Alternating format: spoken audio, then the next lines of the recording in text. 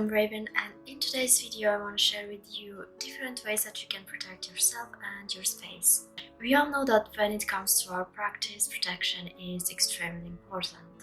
So learning how to cleanse and protect yourself should be the first working that you should be doing when you feel like you're ready to do magical workings or spell workings.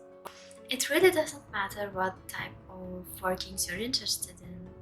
If you are interested in positive workings, if you are a light worker, if you wanna work with angels and wanna believe in only love and light, or you wanna work with demons, fairies, darker deities associated with nightmares and negative magic, or you wanna cure as well as curse, so do both negative and positive magic. It really doesn't matter what path you choose to walk on. To prevent any future unpleasant situations, you should always protect yourself and learn how to defend yourself.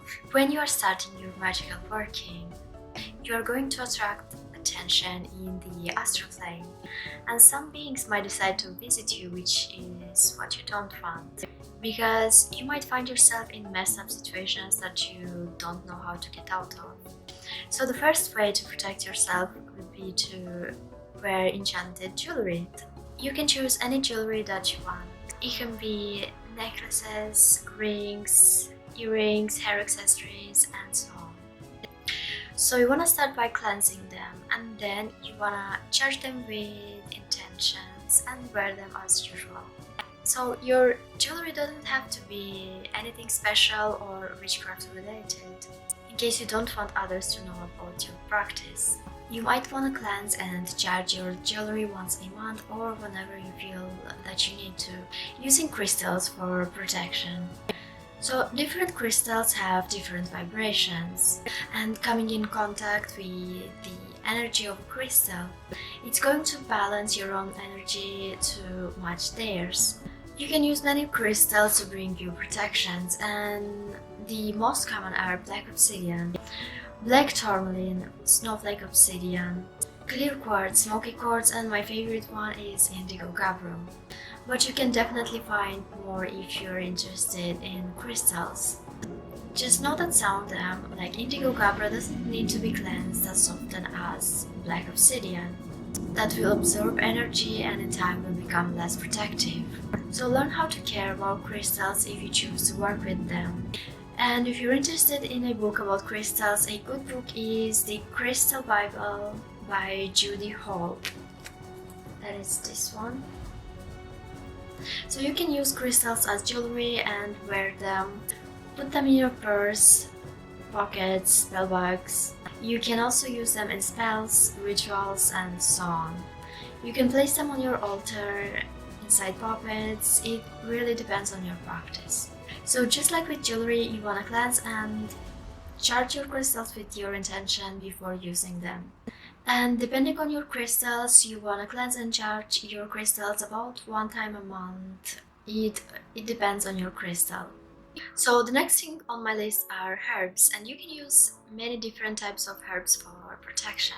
Most common and first level of protection are chamomile, lavender, mint, black pepper, bay leaves, and cinnamon. And if you want to do a stronger protection working, you can use mullein, hyssop, cloves, nettle, sage, dragon's blood, guava leaves, and black salt.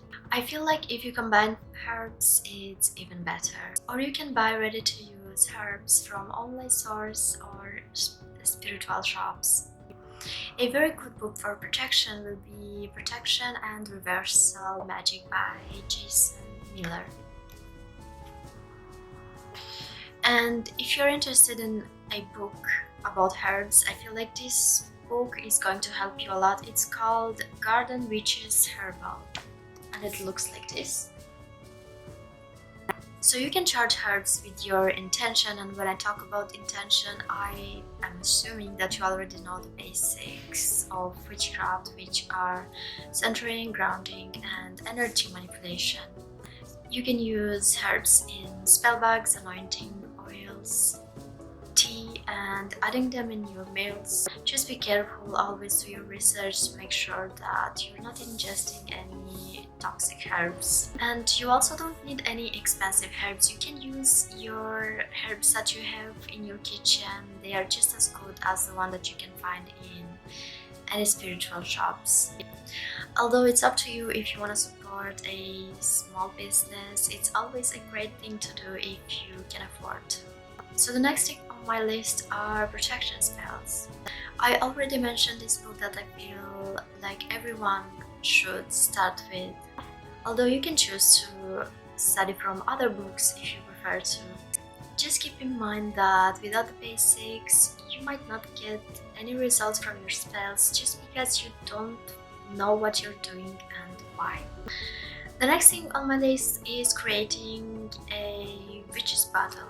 So the way that you create this witch's battle is by adding many sharp objects such as nails, broken glass, pieces of mirrors, and so on. And next you're gonna add your own urine, and this is how it was done traditionally, but I know it's not for everyone, so you can use instead vinegar or wine. Although adding your own urine will make the battle much more powerful.